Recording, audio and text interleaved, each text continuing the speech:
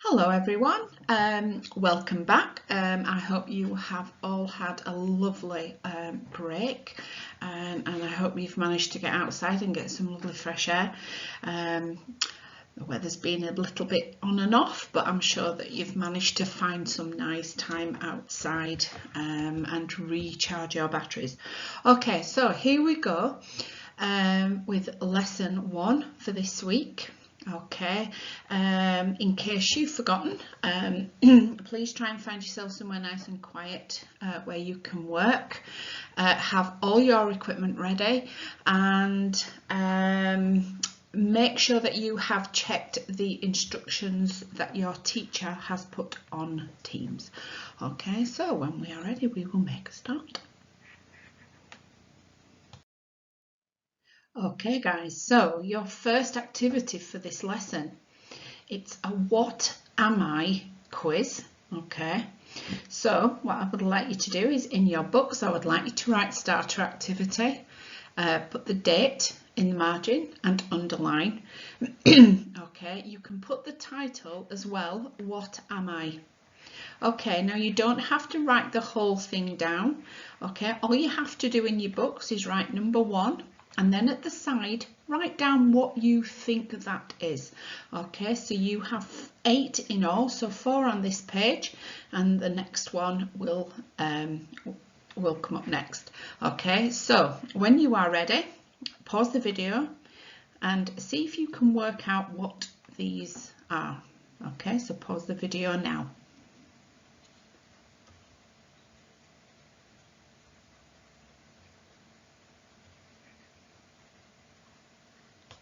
Okay, and these are your next 4. Okay, pause the video, write down what you think those are. What am I?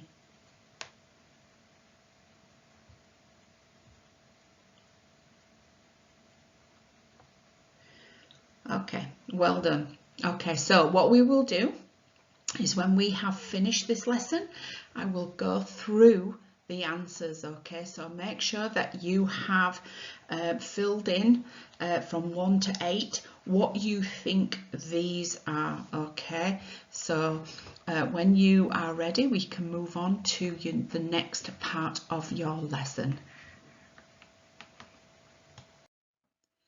Okay guys, what I would like you to do now is I would like you to write that title in your book, please, and underline it so it says what I can remember about chapter 20. Please remember to put the date as well and underline that.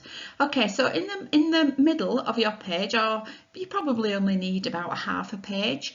Okay, I'd like you to draw a little bubble and in the middle put chapter 20, and I would like you to think about everything that happened. Now it's a while ago since we read it, you've had a break since then, so it might take a little bit of remembering, but anything you can remember from chapter 20. Okay, so pause the video now and complete that activity.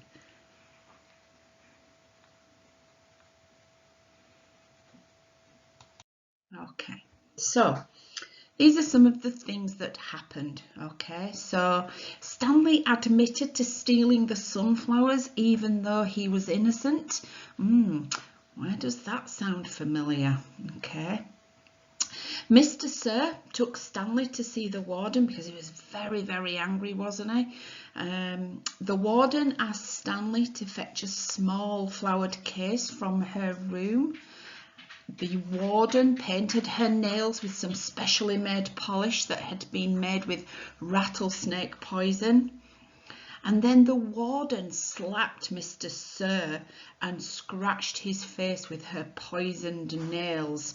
Okay, it was very, very unexpected, but she was quite angry, wasn't she? Because Mr. Sir had wasted her time with something quite trivial. Okay. And then the warden told Stanley that Mr. Sir wouldn't die, but then she said, unfortunately for you. Okay, so if you haven't done already, you can maybe add some more notes to your brainstorming activity. Okay, and well done for completing your recap.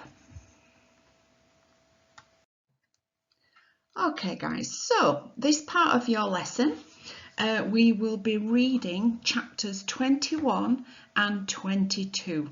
Okay, make sure you listen to what the story is about, so because we will be having some questions at the end of these chapters, just to make sure that you understand what you have listened to or what you have read. Okay, so same applies as always. You can do this two ways. You can either listen to the story, or you can mute my voice and just read it yourself. Okay, so enjoy chapters 21 and 22. Chapter 21. It was a long walk back to his hole. Stanley looked out through the haze of heat and dirt at the other boys, lowering and raising their shovels. Group D was the farthest away. He realised that once again he would be digging long after everyone else had quit. He hoped he'd finish before Mr. Sir recovered. He didn't want to be out there alone with Mr. Sir. He won't die, the warden had said, unfortunately for you. Walking across the desolate wasteland, Stanley thought about his great-grandfather. Not the pig stealer, but the pig stealer's son, the one who was robbed by kissing Kate Barlow. He tried to imagine how he must have felt after kissing Kate had left him stranded in the desert. It probably wasn't a whole lot different from the way he himself felt now. Kate Barlow had left his great-grandfather to face the hot, barren desert. The warden had left Stanley to face Mr. Sir.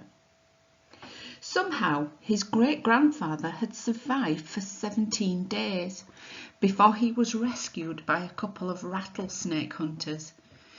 He was insane when they found him. When he asked how he had lived so long, he said he found refuge on God's thumb. He spent nearly a month in a hospital. He ended up marrying one of the nurses. Nobody ever knew what he meant by God's thumb, including himself. Stanley heard a twitching sound. He stopped in mid-step, with one foot still in the air. A rattlesnake lay coiled beneath his foot. Its tail was pointed upward, rattling. Stanley backed his leg away, then turned and ran.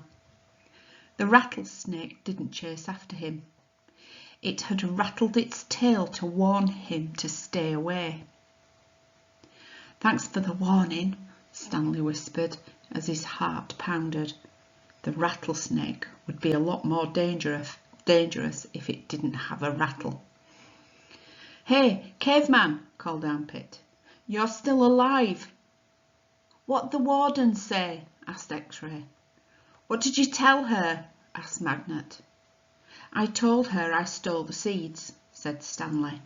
"Good going," said Magnet. "What did she do?" asked Zigzag. Stanley shrugged one shoulder. "Nothing. She got mad at Mr. Sir for bothering her." He didn't feel like going into details. If he didn't talk about it, then maybe it didn't happen. He went over to his hole, and to his surprise, it was nearly finished. He stared at it, amazed. It didn't make sense. Or perhaps it did. He smiled. Since he had taken the blame for the sunflower seeds, he realised the other boys had dug his hole for him. "Hey, thanks," he said. "Don't look at me," said X-Ray. Confused, Stanley looked around, from Magnet to Armpit to Zigzag to Squid. None of them took credit for it.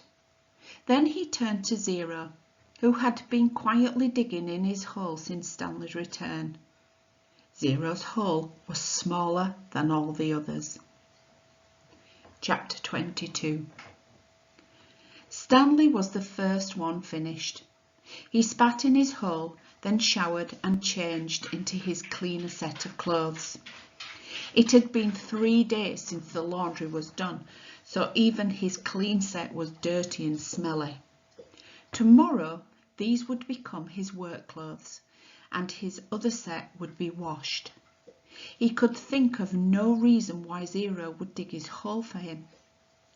Zero didn't even get any sunflower seeds. I guess he likes to dig holes, Armpit had said. He's a mole, Zigzag had said. I think he eats dirt. Moles don't eat dirt, X-Ray had pointed out. Worms eat dirt. Hey, Zero, Squid had asked. Are you a mole or a worm? Zero had said nothing. Stanley never even thanked him. But now he sat on his cot and waited for Zero to return from the shower room. Thanks, he said as Zero entered through the tent flap. Zero glanced at him, then went over to the crates where he deposited his dirty clothes and towel. Why do you help me? Stanley asked. Zero turned around. You didn't steal the sunflower seeds, he said. So neither did you, said Stanley. Zero stared at him. His eyes seemed to expand, and it was almost as if Zero were looking right through him. You didn't steal the sneakers, he said. Stanley said nothing.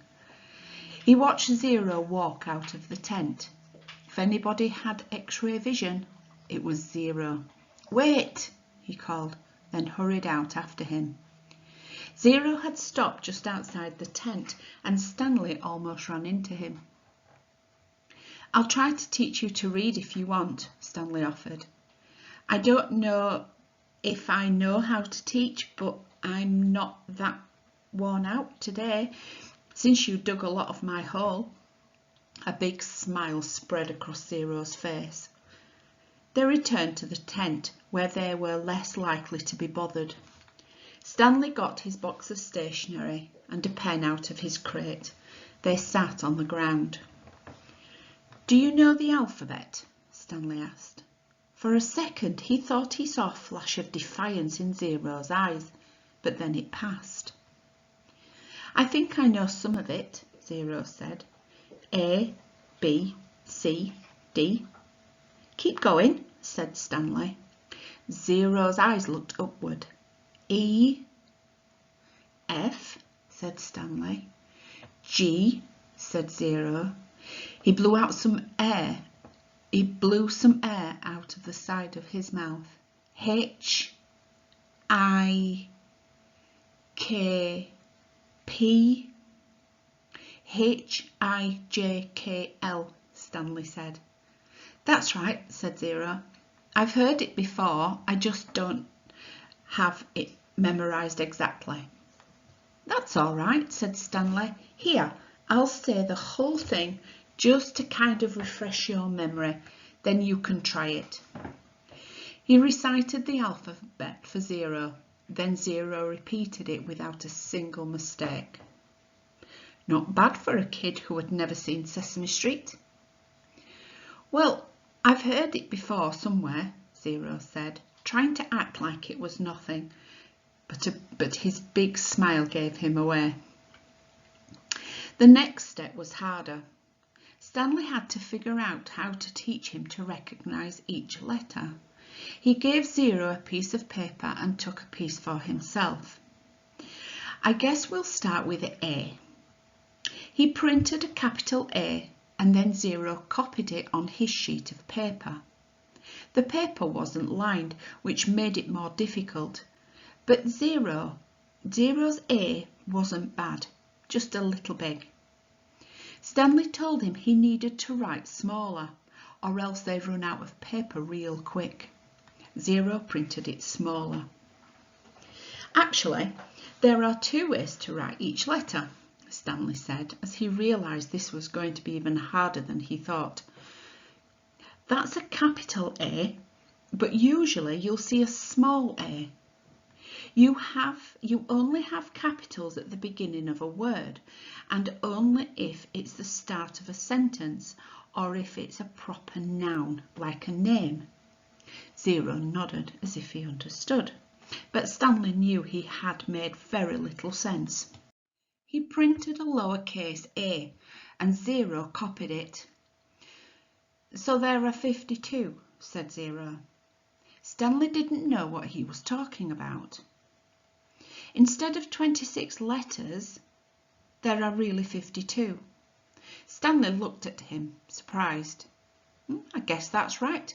How do you figure that out? He asked. Zero said nothing. Did you add? Zero said nothing. Did you multiply? That's just how many there are, said Zero. Stanley raised and lowered one shoulder. He didn't even know how Zero knew there were 26 in the first place. Did he count them as he recited them? He had Zero write a few more upper and lowercase a's. And then he moved on to a capital B. This was going to take a long time, he realised. You can teach me 10 letters a day, suggested Zero. 5 capitals and 5 smalls. After 5 days, I'll know them all, except on the last day, I'll have to do 12, 6 capitals and 6 smalls. Again, Stanley stared at him, amazed that he was able to figure all that out. Zero must have thought he was staring for a different reason, because he said, I'll dig part of your hole every day. I can dig for about an hour, then you can teach me for an hour. And since I'm a faster digger anyway, your holes will get done about the same time. I won't have to wait for you. Okay, Stanley agreed. As Zero was printing his B's, Stanley asked him how he figured out it would take 5 days. Did you multiply? Did you divide? That's just what it is, Zero said. It's good math, said Stanley. I'm not stupid, Zero said. I know everybody thinks I am. I just don't like answering their questions. Later that night, as he lay in his cot, Stanley reconsidered the deal he had made with Zero.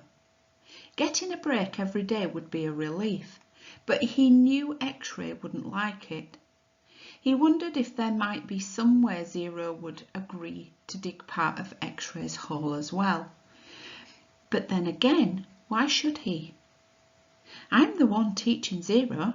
I need the break, so I'll have the energy to teach him. I'm the only one who took the blame for the sunflower seeds. I'm the one who Mr. Sir is mad at. He closed his eyes. The image from the warden's cabin floated inside his head. Her red fingernails. Mr. Sir, writhing on the floor. Her flowered makeup kit. He opened his eyes. He suddenly realised where he'd seen the gold tube before. He'd seen it in his mother's bathroom, and he'd seen it again in the warden's cabin. It was half of a lipstick container. KB? KB! He felt a jolt of astonishment. His mouth slightly formed the name Kate Barlow as he wondered if it really could have belonged to the kissing outlaw. Okay, Year 8, so now we have listened to chapters 21 and 22. I would like you now to complete these 4 little comprehension questions. Okay, so in your book, please write the title, Comprehension Questions, chapters 21 and 22. Remember to write the date. Okay, when you are answering a comprehension question, you must write in full sentences. Remember to check your spelling and use the correct punctuation. Okay, so pause the video now and complete this task.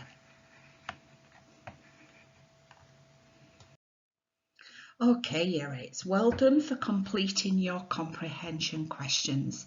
Okay, what we will do is we will go through your answers in tomorrow's lesson. Okay, so but please make sure you have answered them correctly using the correct punctuation and full sentences.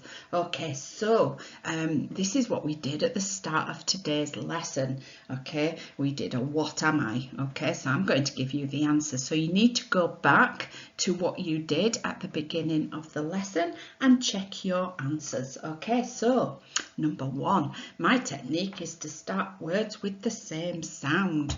That is I am alliteration. Well done if you got that correct.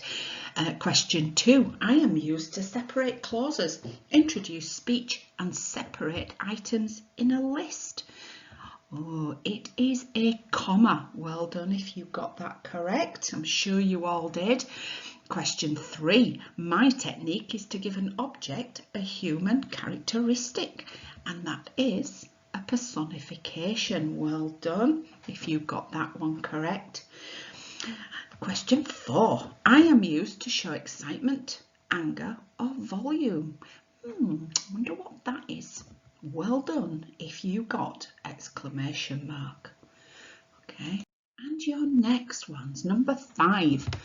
I'm used to show letters have been omitted or to show possession. Now omitted, well done if you knew what that meant. That means to be taken out, taken away. And even better if you got the answer, it is an apostrophe. Well done if you got that one. Number 6, I am a structure technique that takes the reader into the past. Now we have actually seen this in wholes, haven't we? And if you remember, it is called a flashback. Okay, give yourselves a massive pat on the back if you have got that correct. Now this is a little bit difficult, this one. I am used to add suspense or show continuation. Now that is quite difficult, so you need to give yourself 10 out of 10 if you got this correct. That is an ellipsis. Well done if you got that. Those are the 3 little dots. Okay, and then the last one.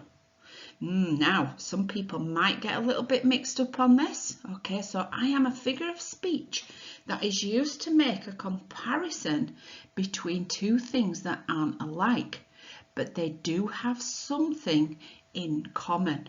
Okay, right, well done if you got metaphor. Don't get mixed up with a simile. Okay, in simile you use the words like or as. Okay, but yeah, that one is a metaphor.